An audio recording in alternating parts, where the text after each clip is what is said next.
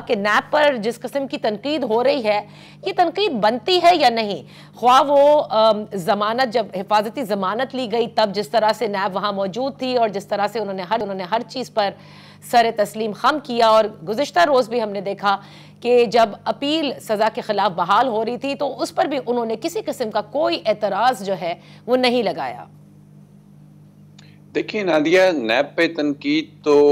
जब से नैब बना है होती आ रही है और बनती भी है। फ्रॉम ऑल स्क्वायर्स वो बनती है, और इस दफ़ा तो कुछ नई किस्म की तनकीद हो रही है और कुछ ऐसी ऑब्जर्वेशंस आ रही हैं कि जो मैंने अपने एक ऑलमोस्ट 3 डिकेड्स हो गए हैं उस कैरियर में नहीं देखा कि कभी भी प्रोसिक्यूशन को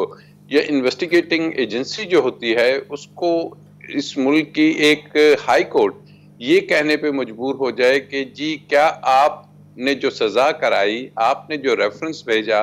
अब अपील में आप उसकी एक मेंटेन करने के लिए उस सजा को आर्ग्यू करेंगे, या आपने जो सजा कराई है अपने ही स्टांस की मुखालफत करेंगे और कहेंगे कि जी जो मुल्जिम हैं,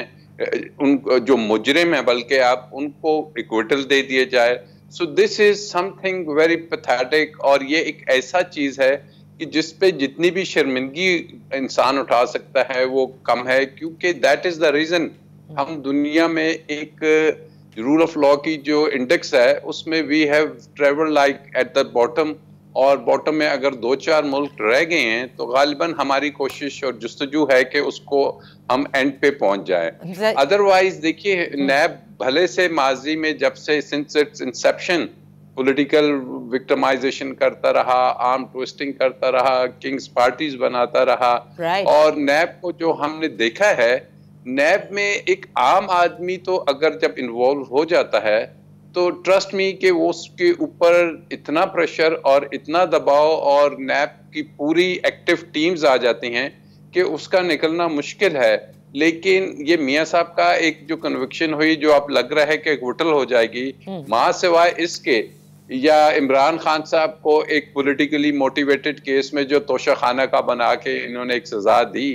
आज तक किसी पॉलिटिकल पर्सनालिटी को there is no record, you can not find anyone के जी किसी को बड़ी शख्सियत को इन्होंने सजा दी हो, सियासतदान को। Then what is the purpose? Purpose क्या यही है कि आपने पटवारियों को, तहसीलदारों को, ग्रेड 17, 18, 19 के लोगों को तंग करना है, या कोई प्रॉपर्टी के जो ये हाउसिंग स्कीम्स बना रहे हैं उनको? तो दैट इज समथिंग कि जहां पे अब हमारी अनफॉर्चुनेट पार्ट है के जो पार्लियामेंटेरियंस हैं, ये जब खुद इन्वॉल्व होते हैं, इनके ऊपर नैब का प्रेशर होता है, तो ये उसको एक ड्रैकोनियन लॉ भी कहते हैं, एक ब्लैक लॉ भी कहते हैं, ये अमेंडमेंट्स भी लाने की कोशिश करते हैं, लेकिन जब खुद पावर में आ जाते हैं तो आयरॉनिकली वो इसी को इस्तेमाल करते हैं अपने पॉलिटिकल ओपोनेंट्स के खिलाफ, तब ये भूल जाते हैं। और अब भी यही सिचुएशन है। अगर इफ दे फील के it is not doing any good, और अरबों रुपए के हमारे टैक्स पेयर्स के एक्सचेकर्स का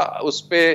मंथली एनुअली जो है पैसा लग रहा है, और by the end of the day बैरून मुल्क भी ये कोई अच्छा नाम नहीं ला रहा, और पाकिस्तान